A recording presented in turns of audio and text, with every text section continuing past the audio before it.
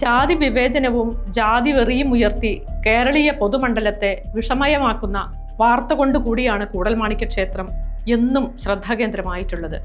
പട്ടിയും പൂച്ചയും നടക്കുന്ന ക്ഷേത്ര മതിൽക്കെട്ടിനടുത്ത വഴിയിലൂടെ കീഴാളന് നടക്കാൻ പാടില്ലെന്ന നിയമം 1946 ഈ ക്ഷേത്രാധികാരികൾ വെച്ചു പുലർത്തി. ഇതിനെതിരെ കീഴാള സംഘടനകൾക്കും കമ്മ്യൂണിസ്റ്റ് പാർട്ടിക്കും സമരം ചെയ്യേണ്ടി വന്നു. ഈ സമരം പുട്ടംകുളം സമരം എന്ന പേരിൽ അറിയപ്പെട്ടു. ചരിത്രപരമായി ജാതിബോധത്താൽ മലീമസമായ ഈ ക്ഷേത്രം ഇന്നും ജാതി പകയുടെ നാറ്റം വമിക്കുന്നു എന്ന് പറയാതിരിക്കാനാകില്ല. ഒരു കീഴാളനെ കഴകം ജീവനക്കാരനായി നിയമിച്ചതിനെതിരെ ബ്രാഹ്മണ തന്ത്രിമാർ നടത്തി വന്നിരുന്ന ബഹിഷ്കരണം ഒളിഞ്ഞുപോയ വാർത്ത പുറത്തു വന്ന സാഹചര്യത്തിലാണ് ഈ വീഡിയോ ഞങ്ങൾ തയ്യാറാക്കിയത്.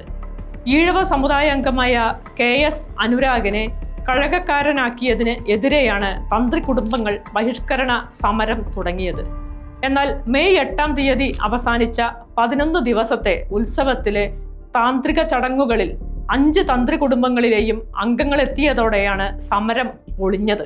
6 തന്ത്രിമാരിൽ തരണനെല്ലൂർ പടിഞ്ഞാറേമന കുടുംബം മാത്രമാണ് ഒരു വർഷമായി താന്ത്രിക ചടങ്ങുകൾക്ക് മുടങ്ങാതെ നോക്കിയത്.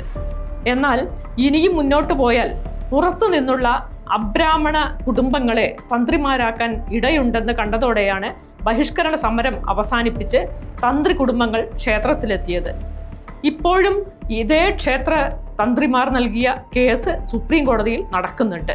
2025 ഫെബ്രുവരിയിൽ റാങ്ക് പട്ടികയിൽ ഏറ്റവും ഉയർന്ന സ്കോർ നേടിയ ഈഴവ സമുദായാംഗമായ ബാലുവിന് ദേവസ്വം റിക്രൂട്ട്മെന്റ് ബോർഡ് കഴകം തസ്തികയിലേക്കുള്ള അഡ്വൈസ് മെമ്മോ നൽകി. കീഴാളനായ ബാലുവിന്റെ നിയമനത്തെ അംഗീകരിക്കാൻ തന്ത്രിമാർ തയ്യാറായില്ല. പലതരത്തിലുള്ള ബഹിഷ്കരണവും ബാലു നേരിടേണ്ടി വന്നു. സംസ്ഥാന സർക്കാർ ഉറച്ചു നിന്നിട്ടും ബാലുവിന് ജോലിയിൽ തുടരാനായില്ല.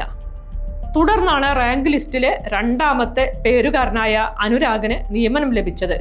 അനുരാഗിനും പലതരത്തിലുള്ള ബഹിഷ്കരണങ്ങൾ നേരിടേണ്ടി വന്നു.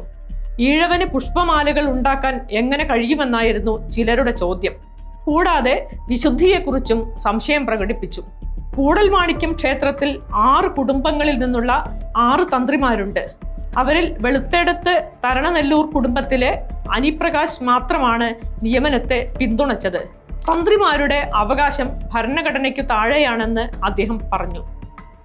നിയമനം നടന്നതോടെ 5 തന്ത്രി കുടുംബങ്ങൾ അനൗദ്യോഗിക ബഹിഷ്കരണം ആരംഭിച്ചു. ഇത് കൂടൽമാണിക്യം മാനേജ്മെന്റിനെ ബുദ്ധിമുട്ടിലാക്കി. കാരണം ആചാരങ്ങൾ മുടങ്ങും. പരമ്പരാഗതമായി കഴകം ജോലികൾ 3 വാരിയർ കുടുംബങ്ങളാണ് റൊട്ടേഷൻ അടിസ്ഥാനത്തിൽ കൈകാര്യം ചെയ്തിരുന്നത്. 2 കുടുംബങ്ങളിൽ നിന്നുള്ള പ്രതിനിധികൾ 5 മാസം വീതം ജോലി ചെയ്തിരുന്നെങ്കിലും ബാക്കിയുള്ള 2 കുടുംബങ്ങൾക്ക് പകരം ഒരു കുടുംബം ജോലി ചെയ്തു. 1984 മുതൽ 1995 വരെ ദേവസ്വം ബോർഡ് ഒരു വർഷത്തിൽ 10 മാസം സേവനമനുഷ്ഠിക്കുന്ന അമ്പലവാസി സമുദായത്തിൽ നിന്നുള്ള താൽക്കാലിക നിയമനങ്ങൾ നടത്തി. ഇപ്പോൾ ദേവസ്വം നിയമന ബോർഡിനാണ് നിയമന ചുമതല. ഈഴവനായ വ്യക്തിയെ നിയമിച്ചതിലല്ല തങ്ങൾക്ക് എതിർപ്പെന്ന് സമരത്തിലുള്ള തന്ത്രിമാർ വാദിക്കുന്നു. ബാലുവിന്റെയും അനുരാഗിന്റെയും ജാതിയല്ല പ്രശ്നമെന്നും അവർ വാദിക്കുന്നു. അനുരാഗിന്റെ കുടുംബത്തിന് കഴകം നടത്താനുള്ള അവകാശമില്ലത്രേ. മുൻകാലങ്ങളിൽ താൽക്കാലികമായി കഴകം ജോലിക്ക് നിയമനം ലഭിച്ചവരുടെ കുടുംബങ്ങൾക്കും സമാനമായ അവകാശം ഉണ്ടായിരുന്നില്ലെന്ന കാര്യം അവർ മറച്ചുവെക്കുകയാണ്. ആകെ ഉണ്ടായിരുന്നത് അവർ അമ്പലവാസികളാണ് എന്നുള്ളത് മാത്രമാണ്. ഭരതൻ പ്രധാന ദേവതയായുള്ള ഇന്ത്യയിലെ ഏക ക്ഷേത്രമായി വിശ്വസിക്കപ്പെടുന്നു കൂടൽമാണിക്യ ക്ഷേത്രം. യുനെസ്കോ പൈതൃക പദവിയിലുള്ള സംസ്കൃത നാടകരൂപമായ കൂടിയാട്ടം അരങ്ങേറുന്ന കൂത്തമ്പലങ്ങൾക്കും ഈ ക്ഷേത്രം പേരുകേട്ടതാണ്. അനുരാഗന്റെ നിയമനത്തെ ഇപ്പോൾ എതിർക്കുന്ന തന്ത്രി കുടുംബങ്ങളിലെ പൂർവികർ 1936 നവംബർ 12 പുറപ്പെടുവിച്ച ക്ഷേത്രപ്രവേശന വിളംബരത്തിനെതിരെ തിരുവിതാംകൂർ മഹാരാജാവിന് 65 പേജുള്ള ഒരു കത്ത് എഴുതിയിരുന്നു.